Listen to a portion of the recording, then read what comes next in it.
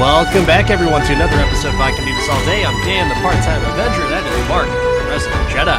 Hello there, and happy St. Patrick's-ish Day. Captain Ireland down there. Last year, we dazzled you all with the amazing film that we reviewed with the obviously not Irish Sean Connery, Darby O'Gill and the Little People. Fantastic. It was so good. It was so good. So this year we're kind of making it up to all of our fans that are Irish and actually talking about real Irish actors. Today we will Mount Rushmore our favorite Irish actors. What better way to celebrate St. Patrick's Day than with a tribute to an American monument of Irish actors? Who would have thought we would have done this? Only on this podcast will you ever see such a thing. For those that are not aware, I married an Irish woman, and she is from the Dublin area. So it's kind of interesting to view movies with her, with Irish actors. You and I were talking about some of the movies, like, what should we do for St. Patrick's Day for the podcast? And our recurring theme for 2025 is doing a Mount Rushmore every month. So that's where we are. So it's kind of cool. We get to pay homage to the Irish actors. But I want to ask you, Mark, are there any pre-qualifications that you had for this list, or anything that was like, you have to have done this in order to make my Mount Rushmore? It was just based on my personal taste, which, is obviously what people want. That's why they're here. It's all about my preferences for my Mount Rushmore. I don't know about you. The one thing I did take away from this, though, is that there are a lot of really good Irish actors. There is one outstanding Irish actor that is not on either of our lists. So let's talk about some of our honorable mentions, and why don't we talk about that actor? You just want to hit the elephant in the room right away, right? Yeah. Don't expect Daniel Day-Lewis to be on this list, people. There's none. You want to know why? We don't care. We don't care about his movies. We've never been like, oh my gosh, have you checked out that new Daniel Day-Lewis joint? Never in my life have I ever been excited to see one of his movies. Now, they're great, expertly done, and he's an excellent actor, and he goes full method, but I just don't care. I think that's the nicest way that I can put it. Great actor. I just don't care about the movies. I think that's fair to say, right? I just don't care. Oh, that's great. I don't disagree with you. I enjoyed Lincoln, but the other stuff just didn't hit me right. And he is great in movies that are written to be Oscar movies. But man, could have used you in the Marvel universe. Maybe grab a lightsaber, buddy. But no, too good for you. So we're too good for you. He could have been a fantastic Magneto. He would have gone full method. He would have gone and ate the dirt from Auschwitz and just really enveloped what that would be like. But yeah, not gonna. I mean, think if he was Kang. He would have conquered. He would have cloned himself legitimately. There would have been so many Daniel Days. At least we mentioned him on this as an honorable mention. So yeah, kudos to you, Daniel Day-Lewis. Few other honorable mentions, right? Like Richard Harris has a long and storied career from Gladiator to Harry Potter. For all of our modern people. I don't know why Peter O'Toole hits for me other than Lawrence of Arabia, and he did a bunch of other movies later on. The one that really hurt for me to leave off of this, I didn't have any Gleasons on this, not Brendan, not Domahal, none of them, but Colm Meaney from Deep Space Nine, Star Trek fame, and Under Siege and Con Air. Like I was sad, but I'm like, I can't justify it. And then like half of Game of Thrones that should have been on the list, from Littlefinger to Lady Stark to Davos Seaworth. So many good ones. What about you? It's funny that you mentioned Game of Thrones, because Aidan Gillen, he was in Game of Thrones. He is fucking fantastic. Everything that he is in, he is solid. So as Lord Baelish, you hated the fucking guy, but you respected him because he was so damn smart, and the way that he kind of twisted things around for everyone. Of course, he got caught in the end and didn't really work out to his advantage. But Gillen, fantastic, and who could forget his just Oscar-worthy performance as the guy who picked up Bane in the Dark Knight Rises? You know, like, but yeah, I I'm watched kind that of the other poking. day. I was like, oh, it's Littlefinger. Yeah, You can't forget Joffrey. He's well, I can Joffrey because was Irish all the way don't until he care. died. And I didn't care all the way till he died. And So then he that's retired. did he retire really? He's like not He acting at gave it all? up. He was getting so much hate from people that he was like, I can't. I'm done. That's how you know you're a good actor. If you get that much Right? hate. As a So child, essentially. yeah. And but you meant to get the hate. You really are playing a villain. Now, Jake Lloyd is a different story. Awful. Awful the way that people treat He's him. a person. Um He's a person, and his name is Jake Lloyd. I mean, we have said plenty of things about him on this podcast, but not necessarily about him directly. Just about his acting and his direction that he got from George Lucas. So, what can you do? There's some other honorable mentions that I have, but I think they actually pop up on the list. So I'll just we'll wait to talk about that. But why don't we kick off this list with our very first pick for the Mount Rushmore? This guy. So Brendan Gleeson. If you do not know who he is routinely paired up with Colin Farrell in some of the best Irish cast movies. Good God, he's so fucking good because no matter what movie he's in, he can turn on a dime and be like just kind of a goofy, run of the mill, average guy to contract killer, cold hearted, knows what he needs to be done, and that's him. A teddy bear of a guy in just from his appearance and his beard, for God's sake, could have like his own category on Mount Rushmore. If we that's another thing we should do is top beards in movies. So Ooh. he would be in it. But yeah, this guy is so versatile, but yet he does his character so well. And then he can kind of explore some of the darker traits and the characters that he's played, from Hitman to just run of the mill village guy. You know, it's just a fascinating catalog that he has. And yeah, I'm here for it. Thank God he has some sons because he passed on some great acting genes to them, and they've appeared in some great movies too. How did you feel about his performance as Knuckles McGinty in Paddington 2? Haven't seen Paddington 2, but I hear from Nicolas Cage and Pedro Pascal that's awesome. So perhaps we should do a watch along to Paddington 2, or just do a We should full-on put that on review. the list. Put it on We the should. list for slow months coming up. Yeah. I don't think there's going to be some slow months for this year. I think we're going to be pleasantly surprised with some of the stuff that's I coming out in really movie hope so. theaters. I really Either hope way, so. they've got my money. I've gotten advance tickets for a lot of shows, so I'm ready. I'm ready to go. But yeah, going on to your pick for Mount Rushmore. Michael Fassbender, Magneto. I mean, how do you not love you some Fassbender? He made the Steve Jobs movie watchable, first and foremost, and he's done so much. He's just so intense. You got to love Fassbender's intensity. He is intense. And I left him off because part of me was like, he has Irish and German ancestry. So I was like, let me see if I could just go for full blood Irish right now. And correct me if I'm wrong too. Like there might be some people on my list that are not 100% Irish, but I'll defer because I think it was a little too on the nose for me that he would be on this list because I wanted him to be. I think he's a fantastic actor. I think he's one of the best actors working today. And his versatility is there.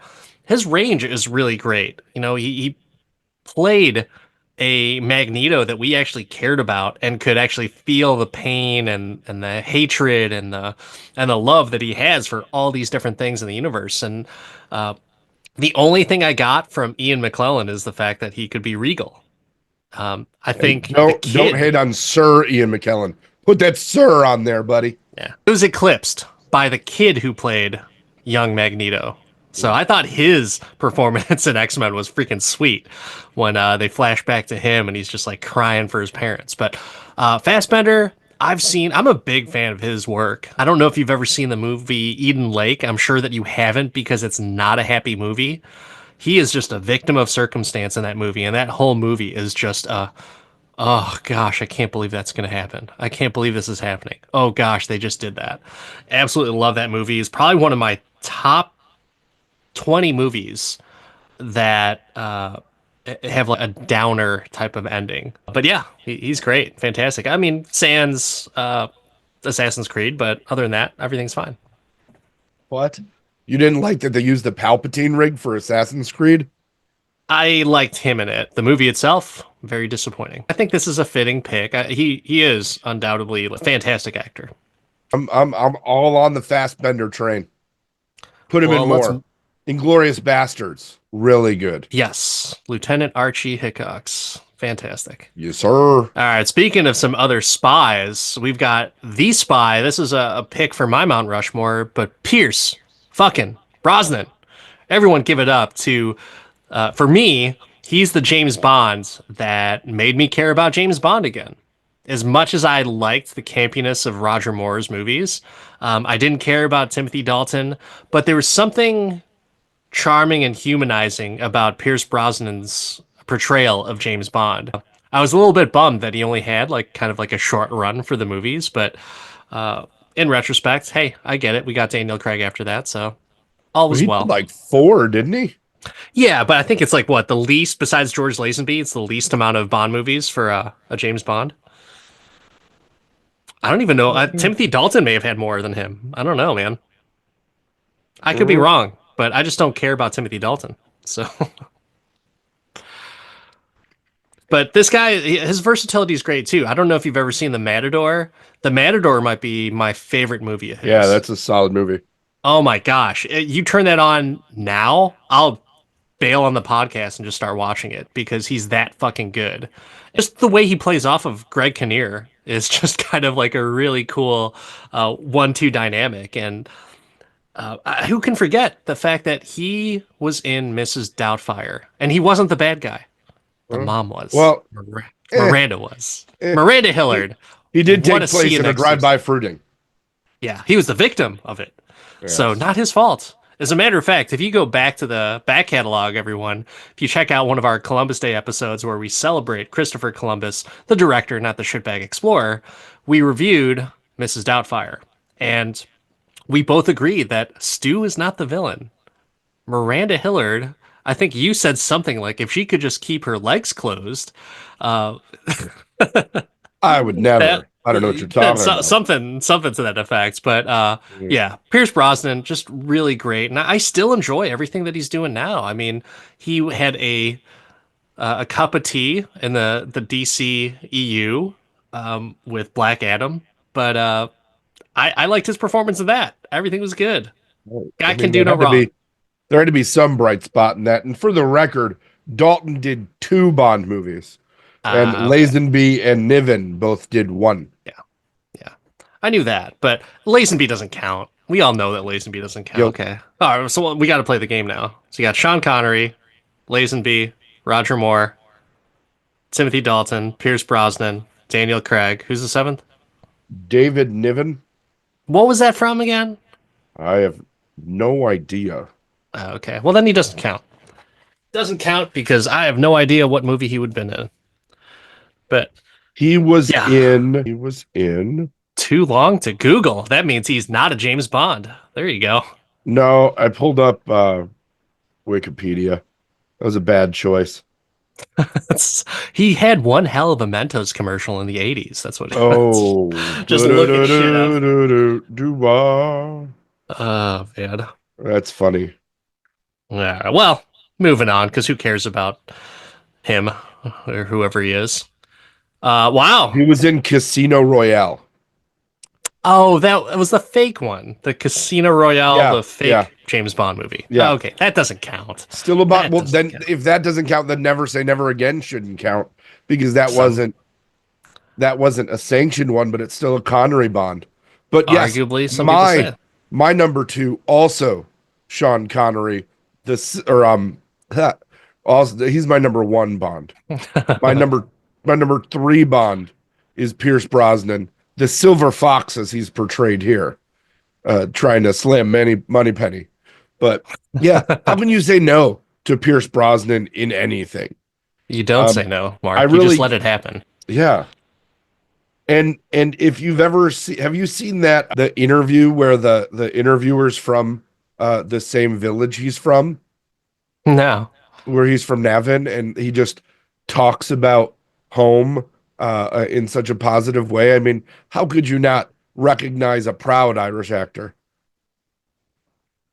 It is interesting to see all the different portrayals that he has done in his catalog. And can't forget, man, like this guy was a stud on television as well with Remington Steele. Yeah, that's So what got him the Bond roles. so crazy. So crazy that he has such a long resume and it didn't just, it wasn't just on the big screen, it was on the small screen as well. And if I'm not mistaken, I believe he's ventured out into some plays and stuff also, but don't quote me on that.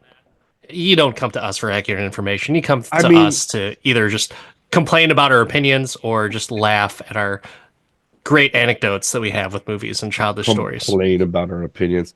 You also forget that he stretched and did some Mamma Mia-ing too. Yeah, yeah. Some subpar singing and dancing I in didn't there as forget. well. I You just wanted to wanted leave. to. Yeah, I You just, just I wanted just, to. didn't want to mention it on the podcast, but now you brought it up. So, God damn it. Something about So ABBA. good. Something about ABBA, they're still popular to this day. I mean, geez, you have people singing their songs in the streets, everyone. But In the streets. going We should in, be throwing love to Pierce Brosnan in the streets is what we should be doing. people throw a lot more than their love at Pierce Brosnan. So yeah. Oh. Eee. All right. So going on to the next pick on my Rushmore. Yep, it's him. It's that good-looking son of a bitch who is probably the most underrated actor in my opinion, because he's fucking amazing and he should get all the awards and get all the roles for everything. But yeah, Colin Farrell. Colin Farrell is a badass motherfucker, and I enjoy everything that he's in. I love it when he plays just like a hooligan scumbag, but turns on a dime once again and plays Oz Cobb in the Batman and also the Penguin series. Dude, A hooligan scumbag in a fat suit. he wears it well. He wears it well, and he drives his cars well, and he presents it nicely. But I think, he might be. I don't know if he's necessarily the best actor on my Mount Rushmore, but I wouldn't complain if someone said that that was the case. And when you have an Irish Mount Rushmore, you can't not have Colin Farrell on it. I mean, you can. You can't. But then your I can. Rushmore would be inferior. Well, that's for the listeners to decide. We shall see. But going on to the next pick on Mark's Mount Rushmore. Who didn't guess that I was going to pick a Jedi? He's got a very certain set of skills, and one of those is acting. Liam Neeson. Gotta love it. Gotta love it. It seems like he did episode 1, got really stoked on stunts, and then just relaunched his career. People don't remember that he was Schindler in Schindler's List. Loves to make lists. Was That's how he got the role. I mean, he was big into dramatic acting, and then as he aged, got really big into action, and it was believable. He's a tall guy, and he just moves well. I thought all of those Taken movies, the action scenes were awesome. Even the one he did, Taken on a Plane, was pretty good too. Right? Like he did quite a few. There was Taken on a Plane. There was Taken on an Ice Truck. There was Taken on a Train. So yeah, there's so many of them, and I think they're all the same movie. I really do, because I can't differentiate a lot of them.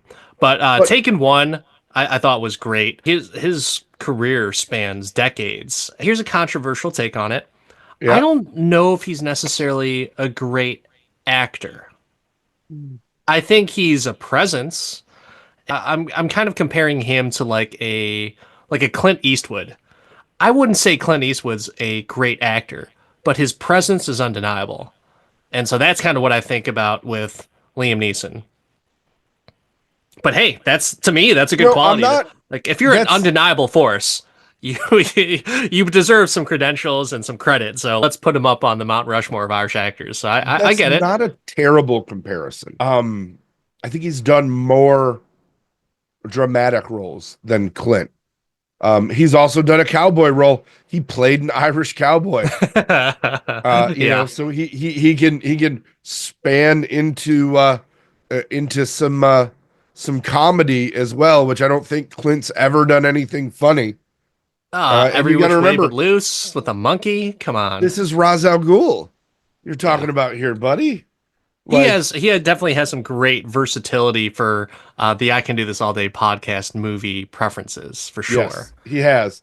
But then there was things like Clash of Titans, where we should Uh, forget about that movie, and the it's A fine. Team movie with Rampage Jackson I and liked Bradley him as Cooper. Hannibal. I liked him as Hannibal. I didn't like Bradley Cooper's face. Rampage was fine as BA. But yeah, I liked him as Hannibal. That was good. Uh, I will say that I also for some reason my wife has made me watch this movie so many times that I enjoy it. I like him in Love Actually. I see him every Christmas. I forgot that he was in that movie. He was a huge part of that movie. And I love that he's in Ted 2. Yeah. His role in Ted 2 is so good. If I were to buy these tricks, would you say that I would be arrested? Oh my God. Yeah, that's one of my favorite clips in that movie. He has just a really good sense of humor of just taking the piss out of himself.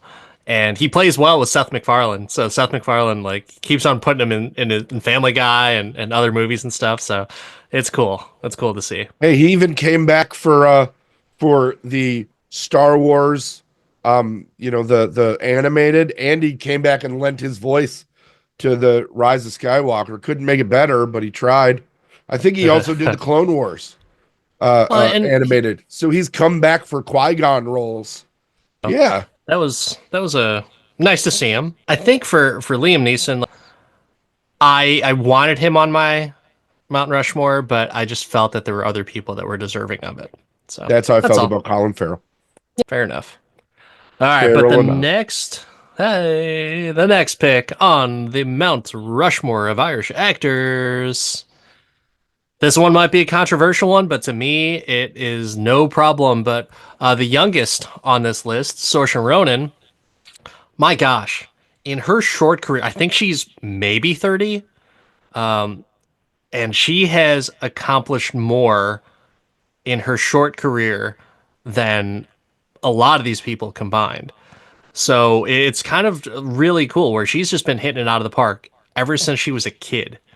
And she has had nominations for Golden Globes, Academy Awards. Like it's nuts. It's absolutely ridiculous. And I have seen a few of her movies. And the thing that really impresses me is the fact that they're not really my type of movies that I normally would be like, oh, I want to go watch this. My wife usually will say like, hey, can we watch this? Saoirse Ronan's in it. I was like, okay, great. And everything that she's in, she is solid, but she also brings some Irish representation to most of her characters. So she'll do something that will put her Irish heritage right up front on the camera. You've got a ton of different acting credits from both stage along with movies, and she's solid. And I think basically her career up to this point has been just one big, almost like Contra cheat code where it's like, hey, do you want a hit? Let's put her in there as one of the lead characters, and that's absolutely what you get. I will say, like, give a shout out to her portrayal of the main character in Lady Bird, directed by Greta Gerwig. Definitely a coming of age story, and although I wasn't super invested in the tale of that character, she had me sold within the first 15 minutes. I was like, okay, well, here's someone who's playing an interesting person and she doesn't want to be herself. She wants to be something else. And so she has everyone call her Ladybird and all that stuff. And it turns out as she gets older and some of the heartaches and heartbreaks and some trials and tribulations, she just ends up becoming true to herself, which totally struck chord with me because I was basically living that up until, like when I really truly found myself, which is not too long ago when I made this podcast with you, Mark. But Oh, not really. But yeah, I thanks, could totally relate to Lady that. Dan. You got it, Lady Mark. But yeah, that's my pick, and I'm sticking to it. Any thoughts? I can't argue. I like that you have a wild card in here, younger and not quite the critical acclaim of some other Day Lewis's, but a very solid pick. But speaking of solid picks, that brings us to our last pick, and that is yours, who is it's the Peaky Blinders guy. It's Cillian Murphy. It's the Oscar-winning Oppenheimer star, Cillian Murphy. For me, it was between Cillian Murphy and your boy, who will remain in Bruise for this conversation. But I feel like you mentioned cheat code. I feel like Cillian Murphy's been a cheat code in everything that somebody's let him star in. Like I can't think of anything I've seen him in where he's bad. So I agree with you. However, you said something that had me leave him off the list, and that was you said something to the effect that let him star in it, and I was like, that's a very good call out because he's been the star and focal point of a few things, but a lot of his great work is him in supporting roles. So that's where I'm kind of like, do I go with him, knowing good and well that he won for Oppenheimer, but it just didn't push him over the edge for me to be put on that list. I like him, he's great, and there's a ton of movies that I think are freaking just outstanding with him in it. But he's also part of an ensemble cast, which kind of knocks his status down a few pegs, in my opinion. I think if it was like a supporting character that you could never go wrong with, then he would be the guy. For a lead character, it needs to be specifically for him in his wheelhouse. Whereas I think Colin Farrell could be, like, you know what? Put him in anything, have him be skinny, have him be fat, have him be hairy, have him be bald. That's him. Cillian Murphy, great actor. I enjoy a lot of his work, but that's kind of where I differentiate that line and why he's not on Yeah. my list. For me, it came down to two things: Miami Vice and who was the better comic book villain. And I got to take Scarecrow over Bullseye. Oh, yeah, but he's been more comic book villains. So there you go. Colin Farrell, you got the Penguin along with Bullseye. I think that's pretty solid. Not to mention one of our Face Melter Award winner of last year was the Penguin. But to be fair, I think Oppenheimer. I don't know if Oppenheimer won, but they were one of the nominees for our. We just haven't gotten around to it yet. Movies. He played a character at so many different points in his life that was so troubled. The Oppenheimer thing is the reason that it put me over the top. I've never seen a movie with Colin Farrell, and I saw In Bruges. We watched that. I've seen everything that Colin Farrell's done except Alexander, because nobody wants to see that. That he's been really critically acclaimed for, even the Penguin. And I've got to think that Oppenheimer just put him at another level. For me. I don't disagree. To me, I see Cillian Murphy as a great actor, but a great supporting actor. Now, with that being said, I mean, Brendan Gleeson is also in that same category. So the hypocrisy is strong within this Mount Rushmore. As always. As it should be, as it should be. But that is our list for our Mount Rushmore of Irish actors. Is there anything that you're doing, Mark, for St. Patrick's Day that you're celebrating a certain particular way? I'm just gonna drink some Guinness without the green dye and just sit back and enjoy. Does the taste different with the green dye? I don't know. I've never done it. Why would you put green dye in Guinness? It's already so dark. Well, I mean, not necessarily just Guinness, but just beer in general. Eh, Green beer is kind of fun. I think mm. I've had it a couple times, but yeah, it's not just a not doing fun a green festive beer. thing. Not the green beer. Maybe get some corned beef and smoke it into pastrami. Don't know if that's sacrilege to the holiday, but that's the way I like my corned beef, smoked into pastrami. But then it's not corned beef, it's pastrami. Well, that's okay. That's unfortunately I am not home to celebrate with the kids and the family this year, but hopefully they'll be having some fun and hopefully all of you listeners will be having fun listening to this on St. Patrick's Day because you want to ring in St. Patrick's Day with the I Can Do This All Day podcast. I mean, we are probably the only podcast out there that sticks to holiday themes and comes up with some interesting holiday themes. I think that wraps it up for this episode, but until next time, I'm Dan the Part-Time Avenger. That is Mark the Resident Jedi. Like, subscribe, send us your ideas for our next holiday or otherwise Mount Rushmores and other episodes at I Can Do This All Day podcast on all of the socials, banned or not. We're here and we want to hear from you. Happy St. Patrick's Day, everyone. We'll see you next time.